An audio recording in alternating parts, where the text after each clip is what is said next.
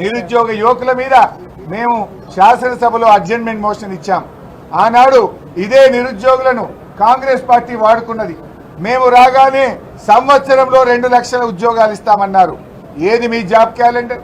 పెద్ద పెద్ద పేపర్ అడ్వర్టైజ్మెంట్లు ఇచ్చారు, టీవీలో అడ్వర్టైజ్మెంట్లు ఇచ్చారు, ఉపన్యాసాలు కొట్టారు, నిరుద్యోగులకు బస్సులు ఇచ్చి వాళ్ళను ఊరూరా తిప్పి ఓట్లేయించుకున్నారు.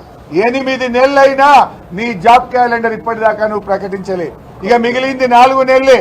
4 నెలల్లో 2 లక్షల ఉద్యోగాలు ఎప్పుడు ఇస్తావు, ఎట్లా ఇస్తావో చెప్పు అని మేము ఇలా శాసనసభలో అడ్జర్న్మెంట్ మోషన్ ఇచ్చాం, వాయిదా తీర్మానం ఇచ్చాం.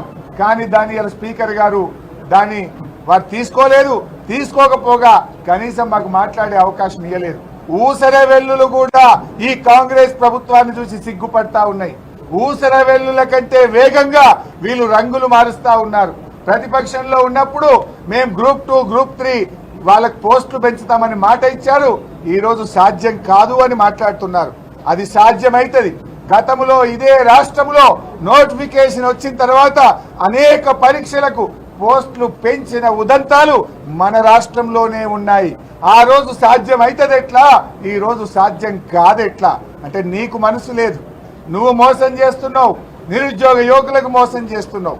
1:100 గ్రూప్ 1 ఉద్యోగాలకు 1:100 కు మెయిన్స్ కు అనుమతి ఇవ్వాలని పిల్లలు పాపం పోరాడుతూ ఉంటే ఆ పిల్లల మీద పోలీసుల చేత కొట్టిస్తా ఉన్నారు.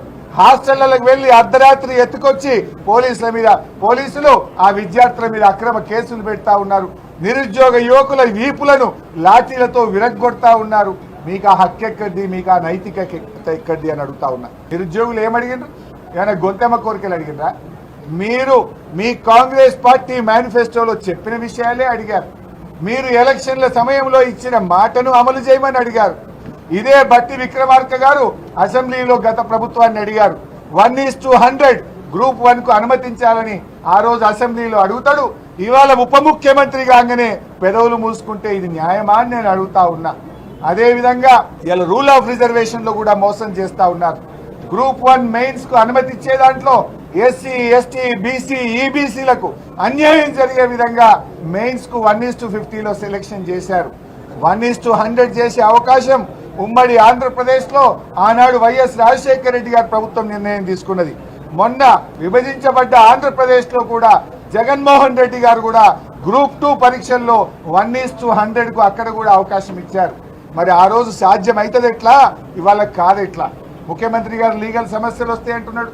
మరి ఆంధ్రప్రదేశ్లో ఎందుకో రాలేదు, మన రాష్ట్రంలో ఎందుకో రాలేదు? అంటే నువ్వు మనసు లేక, నీకు చేయడం ఇష్టం లేక నెపాలు పెట్టి ఆ నిరుద్యోగ పిల్లల గొంతు నొక్కుతా ఉన్నావు. రాష్ట్రంలో లక్షలాది మంది నిరుద్యోగులకు నీ ప్రభుత్వం అన్యాయం చేస్తా ఉంది.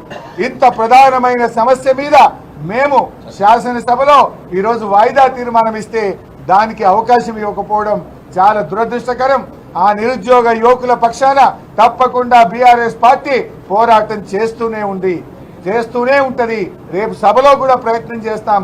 బయట కూడా ఈ న్యాయమైన సమస్యలు పరిష్కారం అయ్యేదాకా ఈ రాష్ట్రంలోని నిరుద్యోగుల పక్షాన పోరాడతాం.